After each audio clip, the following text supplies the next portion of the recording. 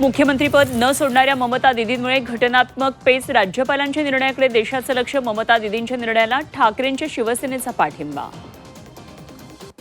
बारामतीत पवार विरुद्ध पवार सामना होण्याची शक्यता. 2029 साठी पवार कुटुंबातल्या इच्छुकांची मोर्चे बांधणी. जय पवारांचे बारामतीमध्ये गाव दौरे तर युगेंद्र पवारांकडून मोफत विहिरी खोदून मतांची जुळवाजुळव. दादा भुसेंच्या नाशिकमध्ये सामंतांचा उदय. उद्योगमंत्री उदय सामंत, नाशिकचे संपर्क मंत्री. गटबाजी करणाऱ्यांना दादा भुसेंसमोर उदय सामंतांकडून सज्जड दम. मुंबईत भाजप शिवसेनेचे वेगवेगळे नालेसफाई दौरे. आज शिवसेना तर उद्या भाजपकडून पाहणी दौरा. वेगवेगळ्या दौऱ्यांमुळे मतभेदाच्या चर्चा. बोगस मतदार शोधण्यासाठी भाजपची क्लीन स्वीप मोहीम. पश्चिम बंगालनंतर आता महाराष्ट्रात SIR मोहीम राबवली जाणार.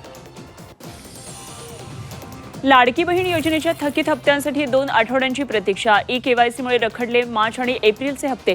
KYC न केलेल्या महिलांना पैसे मिळणार नाहीत. वंदे मातरमला आता राष्ट्रगीता समान दर्जा. केंद्रीय मंत्रिमंडळाचा मोठा निर्णय. वंदे मातरमचा अपमान केल्यास होणार शिक्षा. नाशिकच्या ऐतिहासिक काळाराम मंदिरावर फडकला धर्मध्वज. सिंहस्थ कुंभमेळ्याच्या पार्श्वभूमीवर धर्मध्वज उभारणी. माजी राष्ट्रपती कोविंद तसंच मुख्यमंत्री फडणवीस यांच्या उपस्थितीत सोहळा. भंडाऱ्यातील जेवनाळा गावातील जिल्हा परिषद डिजिटल स्कूलची वेगळी ओळख. प्रवेशासाठी थेट परीक्षा. ग्रामीण शाळेची गुणवत्ता पाहून पालकांचा वाढता ओढा. शिर्डी जमीन घोटाळ्याबाबत भोंदू खरातची चौकशी सुरू. जागेचा व्यवहार हा कायदेशीर. गोत्यात आणण्यासाठी साक्षीदारांनी भूमिका बदलली. खरातच्या कोर्टामध्ये उलट्या बोंबा. नसरापूर अत्याचार प्रकरणातील नराधमाचा निर्लज्जपणाचा कळस. दारूच्या नशेत होतो, आता काहीच आठवत नाही. पोलीस चौकशीवेळी नराधमाची उडवाउडवीची उत्तरं.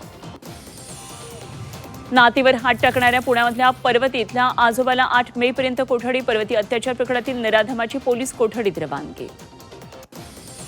पुण्याच्या थेऊरमध्ये नसरापूरच्या घटनेची पुनरावृत्ती. 6 वर्षाच्या चिमुरडीवर अत्याचाराचा प्रयत्न. नराधम पोलिसांच्या ताब्यात.